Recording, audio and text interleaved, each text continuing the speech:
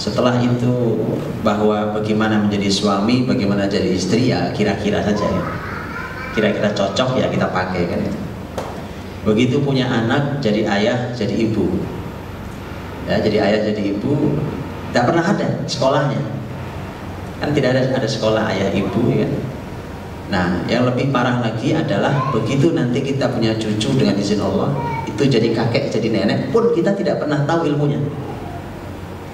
Jadi kakek nenek, apa iya harus ada ilmunya? Ilmunya ada. Dan inilah Rasulullah SAW orang yang lengkap dalam bab ini.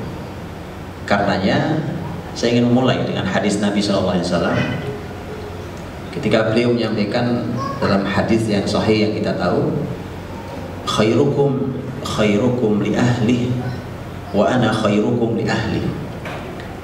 Orang yang terbaik di antara kalian adalah orang yang paling baik pada keluarganya, di dalam keluarganya. Artinya bahwa sebenarnya kalau mengukur kita nih yang hadir semua di sini atau siapapun, kalau mau tahu siapa yang terbaik di antara kita, di antara tolak ukurnya adalah tanyakan ke keluarganya.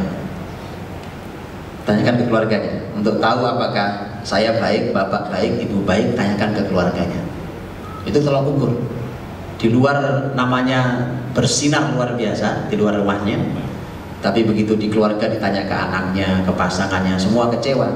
Kata Nabi bukan orang baik. Makanya ukurannya kata Nabi khairukum li ahli. Orang yang terbaik di antara kalian adalah yang paling baik pada keluarganya. Wa ana khairukum li ahli, dan aku ini kata Nabi, saya ini orang yang paling baik pada keluargaku di antara kalian. Nah, ini rekomendasi Nabi.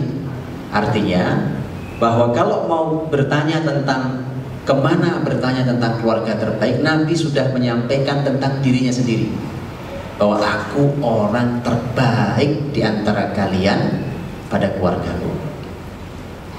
Sayangnya, ini mohon maaf sekali lagi, sayangnya kita belajar tentang parenting, belajar tentang keluarga sudah kemana-mana. Teori ini, teori itu, pakai ilmu ini, pakai ilmu itu, macam-macam. Yang kita lupa adalah belajar dari keluarga Rasulullah SAW. Itu cuma satu yang belum, tapi fatal ya. Satu saja yang belum, dari Rasul kita belum belajar.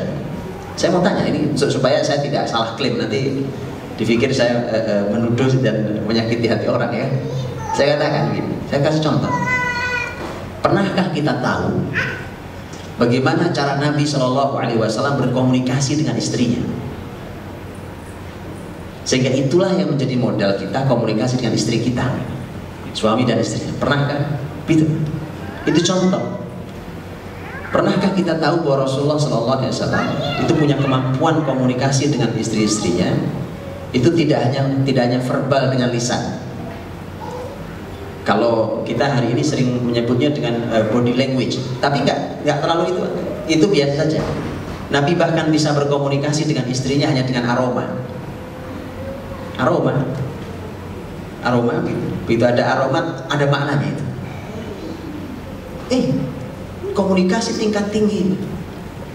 Tapi kan tadi, karena kita belajar dari ahli komunikasi di mana-mana, tapi belum pernah belajar dari Rasulullah SAW. Itu yang harus kita pelajari. Makanya saya berikan sebuah jaminan, ini jaminan ayat. Kalau kita belajar dari konsep Islam, kelebihan pertama yang akan kita dapat adalah konsepnya mudah, sederhana, dan sangat mudah. Kalau kita belajar parenting, contohnya belajar tentang keluarga dari banyak teori, masalah pertama kita adalah sulit diterapkan di rumah. Begitu sampai di rumah kita mau terapkan, kok susah Pak, kok sulit, tidak semudah yang diceritakan di materi tadi ya? Karena sejalan dengan konsep Islam, dan ini ayat hadisnya banyak. Tentang Ramadan saja, yuridullahu bikumul yusra wala yuridu bikumul usr. Allah menginginkan kemudahan dan Allah tidak menginginkan kesulitan. Nabi jelas menyampaikan, inna hadzal din yusr. Sesungguhnya agama ini, ad-din ini mudah. Jadi subhanallah. Dan konsep rumah tangga itu tidak terpisah dari Quran, tidak terpisah dari hadis. Karenanya pasti mudah. diterapkan di rumah kita pun kita bawa pulang mudah sekali.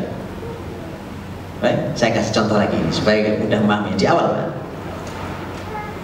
awal, ketika kita mungkin di antara kita pernah mendengar sebuah